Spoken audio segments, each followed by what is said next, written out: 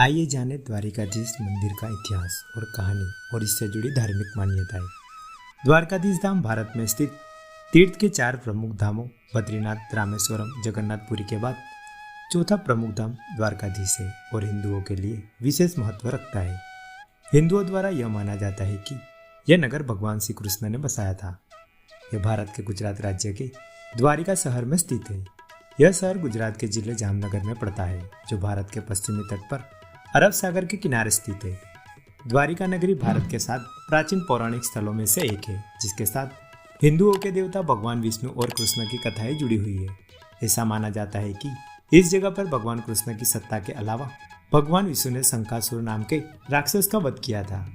कई हिंदू पुराणों में ऐसी मान्यता है कि इसी पवित्र स्थान पर नागेश्वर महादेव नाम का शिवलिंग स्थित है, जिसे भगवान शिव के 12 ज्योतिर्लिंगों में से एक माना जाता है।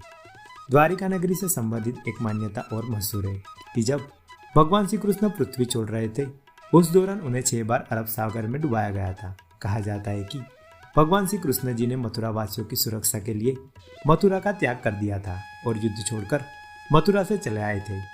इसीलिए उनका नाम रणछोड़ भी पड़ गया था। मथुरा त्याग करने के बाद भगवान श्री कृष्ण द्वारका आए और यहीं पर अपने नगरी की स्थापना की।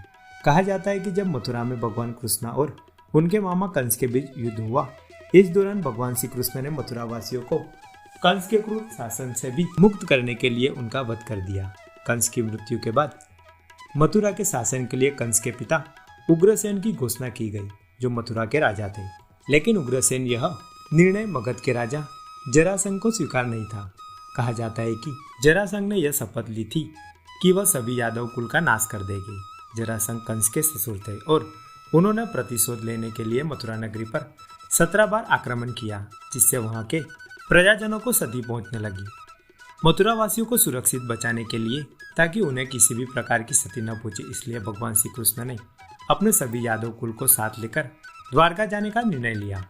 हिंदू पुराणों के अनुसार भगवान श्री कृष्ण के आग्रह पर भगवान विश्वकर्मा ने गोमती नदी के तट पर समुद्र के एक टुकड़े को प्राप्त करके इस शहर का निर्माण किया था। कहा जाता है कि भगवान श्री कृष्ण की आज्ञा पाकर केवल एक ही रात्रि में ही विश्वकर्मा जी द्वारा इस भव्य नगरी का निर्माण किया गया था। उस समय यह द्वारिका नगरी स्वर्ण द्वारिका के नाम से जानी जाती थी, क्योंकि उस काल के दौरान अपनी धन और समृद्धि के कारण यहाँ स्वर्ण का दरवाजा लगा हुआ था। द्वारिका नगरी का नाम द्वारका क्यों पड़ा? ऐसा माना जाता है कि प्राचीन काल में द्वारिका नगरी का नाम कुशस्थली था, क्योंकि यहाँ कुश नाम का एक राक्षस निवास करता था, जिसका संहार भगवान विक्रम ने ही इस स्थान पर किया था। लेकिन इस नगर में बहुत से द्वार होने के कारण इसका नाम द्वारका पड़ गया। कई पुराणों में द्वारिका नगरी का प्राचीन नाम स्वर्ण द्वारिका माना गया है, क्योंकि इस नगरी में प्रवेश करने के लिए एक बड़ा स्वर्ण द्वार है। द्वारिकाधीश मंदिर से जुड़ी मान्यताएं। द्वारिकाधीश मंदिर ईश्वर में आस्था रखने वाले हिंदुओं के लिए बहुत विशेष मान्यता रखता है। इसे भगवान श्री कृष्ण की नगरी माना जाता है और कई पुराणों में तो इस स्थान को मुख्य द्वार भी कहा जाता है।